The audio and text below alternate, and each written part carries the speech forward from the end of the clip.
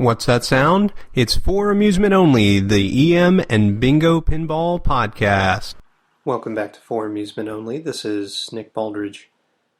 Tonight I wanted to talk about 1940s Bally Duet. Duet is a pretty darn interesting flipperless game. And I was talking with somebody who was fixing theirs up here recently. I can't find any of my emails about that, otherwise I'd ask him a couple of questions. But the basic premise of Duet is that you can play one of two different games, or both. There is a dial on the front, and on the front of the cab, the numbers 1 and 2 are painted.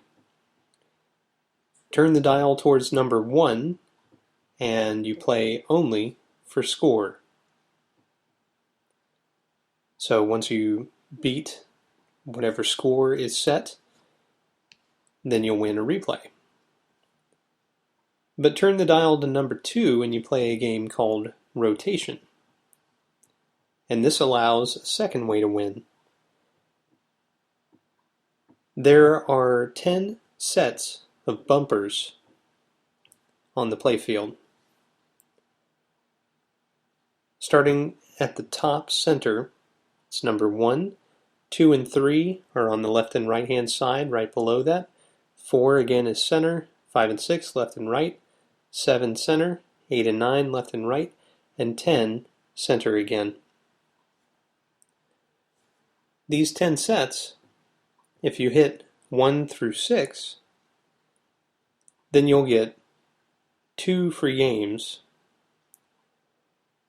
But if you hit all 10, then you'll earn 20 free games.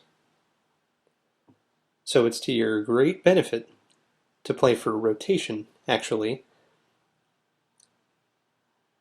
because with enough skill at nudging, you could probably win the rotation.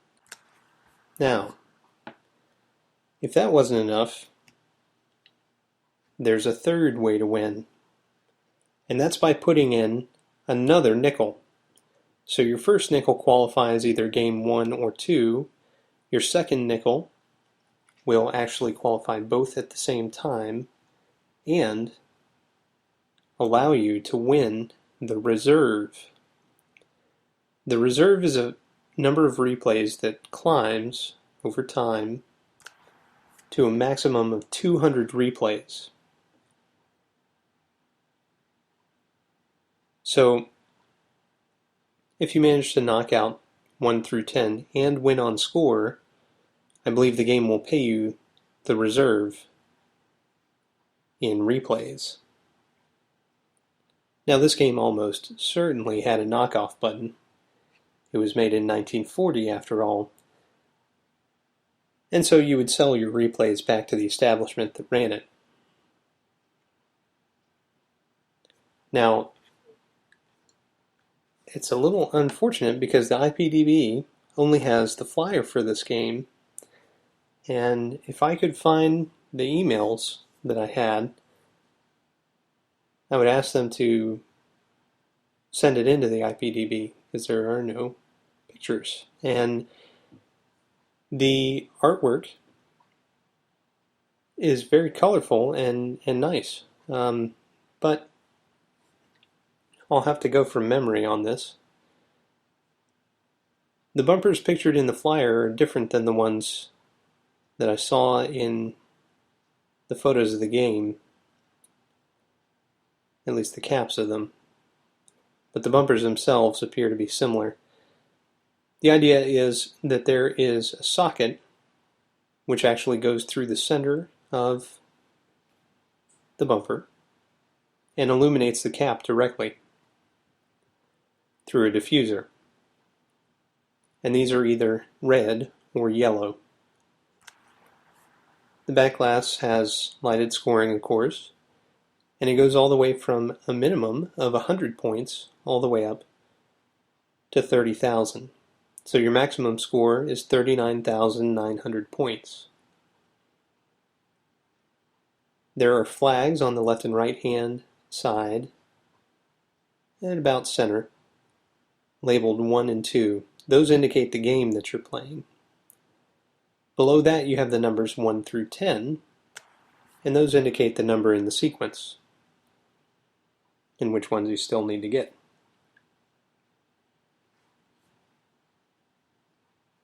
You have vertical stripes on the cab, along with a fairly interesting stencil, a symbol that I don't recognize in the front, and very attractive Art Deco. You've got that early Bally ball shooter and lifter with a triangular cover. Beautiful machine, and the rules and gameplay are very interesting. You have rollovers down the center, in between each bumper, which are worth 1,000 points. And down at the bottom on the left and right hand side, you have 2 bumpers to the left and right of the number 10 bumpers, which are each worth 1,000 points per hit. So if you're able to angle a ball off of a rubber down at the bottom, which is almost certainly there, although you can't see it in the flyer, you could likely stack up several thousand points per ball that made it down there. So there'd be no real way to win on a single ball. The ball would have to travel left and right, back and forth, up and down. But over the course of 5 balls, I think the 1 through 10 goal is actually fairly attainable. And as the flyer says, every game comes close. But the trick is not quite getting there. As they say, it ensures plenty of repeat play and the fattest collection since Bally Reserve.